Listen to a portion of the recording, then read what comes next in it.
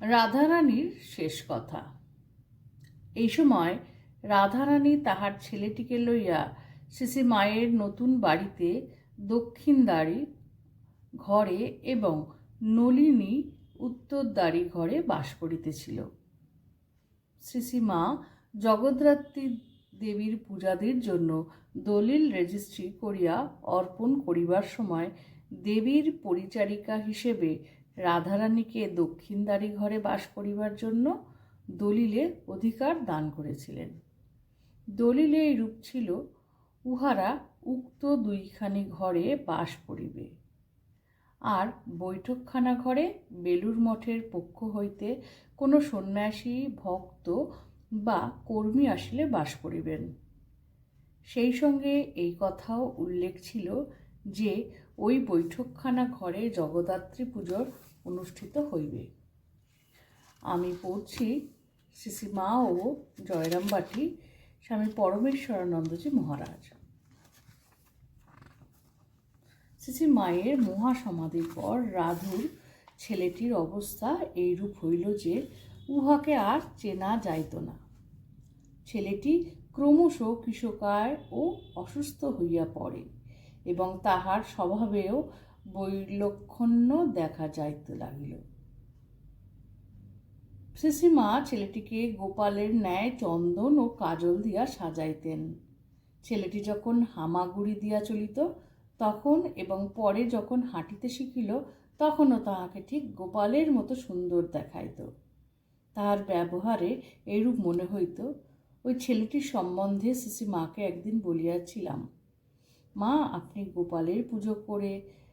শ্রী মা ধাতু নির্মিত গোপাল বিগ্রহ পুজো করতেন, সেই জন্যই বলেছিলেন। সাক্ষাৎ গোপাল এনেছেন। তদুত্তরে মা বলিয়াছিলেন, হ্যাঁ বাবা, তাই বটে। সাধকই তো দেবতাকে আনে। যতদিন সাধক থাকে ততদিন দেবতাও থাকেন। বাস্তবিকই শ্রী মায়ের মহাসমাধির পর রাধু যখন ছেলেটিকে লইয়া আসিল তখন ওই ছেলেটির অবস্থা দেখিয়া মায়ের ওই কথা যথার্থই উপলব্ধি করিতে লাগিলাম। শারীরিক বিকৃত অবস্থা, খাইবার জন্য লালায়িতভাবে ইত্যাদি দেখিয়া মনে হইতে লাগিল এ যেন আর সেই পূর্বের ছেলেটি নয়। তাহার দেবত্ব যাহা শ্রী মায়ের পূজায় জাগ্রত হইয়াছিল তাহাকে দেবশিশুতে পরিণত করিয়াছিল। দিব্য সাধিকার অন্তর্ধানে তাহাও যেন আজ অন্তর্হিত। যাহাই হোক, নতুন বাড়িতে শ্রী মায়ের ঘরে রাধু ওই ছেলেটিকে লইয়া বাস করিতে লাগিল। পূজনীয় শরৎ মহারাজ রাধারানীর মাসিক খরচের টাকা পাঠাইয়া দিতেন। কিছুদিন পর রাধারানী যক্ষারোগে আক্রান্ত হইয়া পড়ে। তাহাকে কাশীতে লইয়া গিয়া মিশনের সেবাশ্রমে চিকিৎসাদির ব্যবস্থা করা হয়। কিন্তু শেষ দিন ঘনাইয়া আসিতে থাকিলে রাধু কোনো ক্রমে আর কাশীতে থাকিতে স্বীকৃত হইল না এবং জয়রামবাটিতে ফিরিয়া আসিবার জন্য ব্যাকুল হইয়া পড়িল। মা যে ঘরে থাকিতেন সেই ঘরেই তার জীবনের শেষ সময়টা কাটাইবার ইচ্ছা সে বারবার প্রকাশ করিতে লাগিল। তখন অগত্যা তাহাকে জয়রামবাটিতেই আনিবার ব্যবস্থা করা হয়।